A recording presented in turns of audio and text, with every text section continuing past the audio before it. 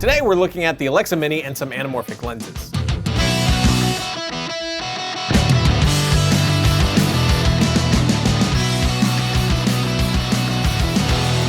Welcome to FilmRiot, the show that takes mystery out of the effects and techniques, going to some of your favorite Hollywood films. I'm your host, Ryan Conley, and thanks to our friends at Lens Pro To Go, we got our hands on the Alexa Mini and some Lomo Anamorphic lenses. And now, before we start, with an episode like this, we usually hear from a loud minority of people complaining that this gear is too expensive and that they want the old DIY FilmRiot, which makes exactly zero sense. Of course, FilmRiot will always fluctuate between doing things on no budget to small budgets and into larger budgets. Our goal here is to put out film school level information for free. And I don't think you'd walk into a film school complaining that they aren't teaching all of their techniques on iPhones. But I am with you. An Alexa Mini is way too expensive for me to buy personally, but it is one that I could rent on certain projects. And as you progress in your career, eventually you're gonna come across this type of gear, which I know plenty of you have already used this and other cameras at this level. But for those of you who haven't, hopefully when you do come across this type of gear, you'll be comfortable enough to get started right away because of episodes like this. But now with that out of the way, let's get into it.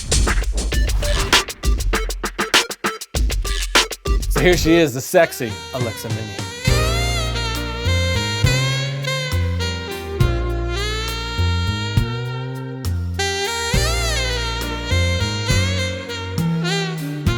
This is, of course, the Alexa Mini, the little sister to the Alexa, but it has the same sensor as all the cameras in the Alexa family, so you're still getting that amazing image from it. I'm not going to do any basic test footage here because it's an Alexa, it's gorgeous. Some of the most beautiful movies in the past few years have been shot on this sensor. But looking at the outside body, you see how minimal the Mini is. We have our connections here for the viewfinder, other monitors, and power. Here we have our card slot, which this is recording to CFast 2.0 cards, recording ProRes 4444 right in camera, which I love that. But moving around, we have some assignable buttons and our record button, then the viewfinder, which is really solid and is where we also find our LCD monitor. We can flip this around, lay it against the viewfinder body, or have it out like so. On top of the viewfinder, we have more selections and assignables and our menu button. Hit that and we get our main menu on the LCD. And this menu is one of the easiest to learn and navigate that I have ever used. You have all your essentials right up front here, like white balance, which you can select presets or make your own. EI, which is exposure index. This is your ISO. The native ISO here is 800, and you can select anywhere from 160 to 3200.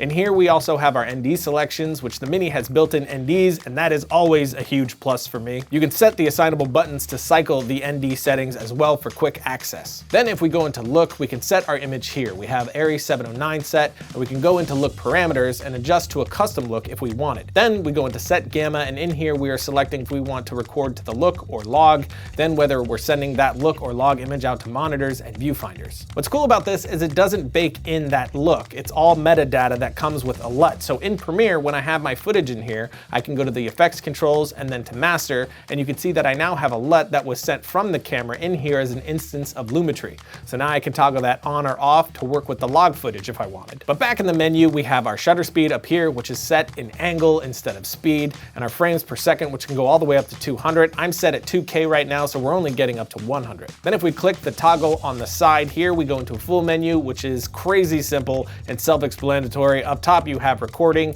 You go into that, you have your formats, which are delicious flavors of ProRes. Then our resolution, which goes up to 4K. And it also has the option to de-squeeze the image from anamorphic lenses right in camera. But we'll talk about that in a second. Then if you're not shooting with anamorphic lenses, but you still want that aspect ratio, you have frame guides here as well. And of course, the menu has plenty more to it, but those were the basics for me to start shooting. And the rest is just as easy to navigate. It was so intuitive that I kind of felt like I had used this menu before. So not an intimidating thing to approach at all. But now we're gonna take a quick break and get into some vintage anamorphic lenses. If you're a budding filmmaker, entrepreneur, or innovator, Domaincom is the place to go when that next idea hits you. I've said it a million times, the list of available domain extensions is growing, but you now have the opportunity to name your site and build your brands in ways that was never before possible. Choose from a list of 400 plus domain name extensions like .com, .org, .design, and .club. And to give you some love, they're giving you 25% off their already affordable prices when you get domain names, web hosting, and email. Just use the coupon code FilmRiot at Domain.com's checkout. And when you think domain names, think Domain.com. Logo. But now moving on from the camera body to these sexy lenses.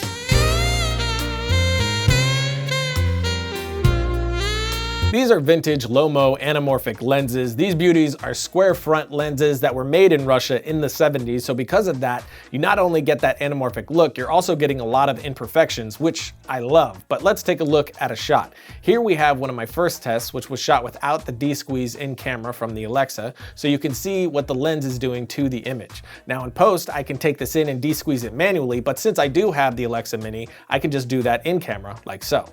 And we had 3 Lomo lenses, a 35mm, a 50mm, and an 85mm. And right away you can feel the difference from your normal lens. You have a smoother, silkier quality to everything. Of course, that interesting bokeh is happening thanks to the squeezing and de-squeezing of the image. Then you have lens flares like here when we ping the lens with a flashlight just outside a frame or in frame. You can get very interesting looks, which will differ in style depending on the light source. Whereas with a spherical lens, you're mostly just gonna get fogging or ugly flares. But even though I do dig anamorphic lens flares when used well and organically, it isn't why I love these lenses. There's a classic cinematic feel to the image here. It's those imperfections that give the image a lot more character. For instance, if we compare one of the Lomos to one of my other lenses, for me, my spherical lens is feeling a lot more clinical, too sharp and even digital, whereas the look I'm getting from the Lomo has a separation to it. There's this distortion, fogging, flaring, and so on, and all of this for me is giving it this more fantastic feel, letting it feel like another world instead of looking through a window, which looking through a window might be what you're trying to accomplish. That might be your style, and if it is, that's great, but for me, I love the throwback sort of look, something that isn't so pristine. But let's take a quick look at a few shots I grabbed with the Alexa Mini and those Lomo lenses.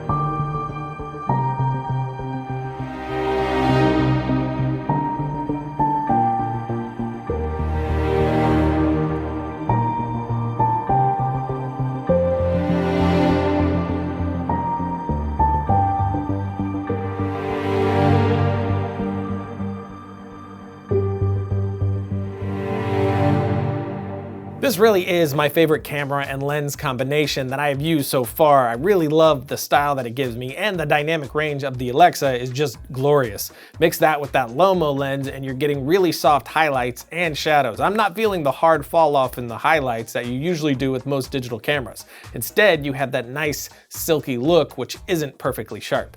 But there were 2 downsides for me here. First was trying to pull focus. It was an absolute beast, and I found it impossible without using a focus assist tool of some kind. And second, the focus ring on the 35mm lens is pretty tight, so that added a slight challenge as well. But overall, these lenses with this camera have an amazing look that I absolutely love. But this is also a great example of how your camera and your lens choice matters to your story. A look like this would be great for a lot of things, but there are definitely stories that I wouldn't want to tell this way too. It's all a matter of understanding what it is that you want your audience to feel, and then make your selections for your tools to help further that goal. But that's it for today. A quick look at the Alexa Mini and some excellent vintage lenses. Both of these were loaned to us for this episode by my friends at Lens Pro To Go, and they again hooked us up with another promo code for you guys. Just use the code Alexa Mini and you'll get 15% off any rental above $150, which this code lasts until October 31st. So if you're wanting to give this camera lens combo a try for yourself, just use that coupon code to get some money savings, but you can use it for anything else you would like from them as well. It doesn't have to be the camera or lenses. As always, links to everything in the notes below, and I'll see you all next week when I help teach a cat how to be a dog.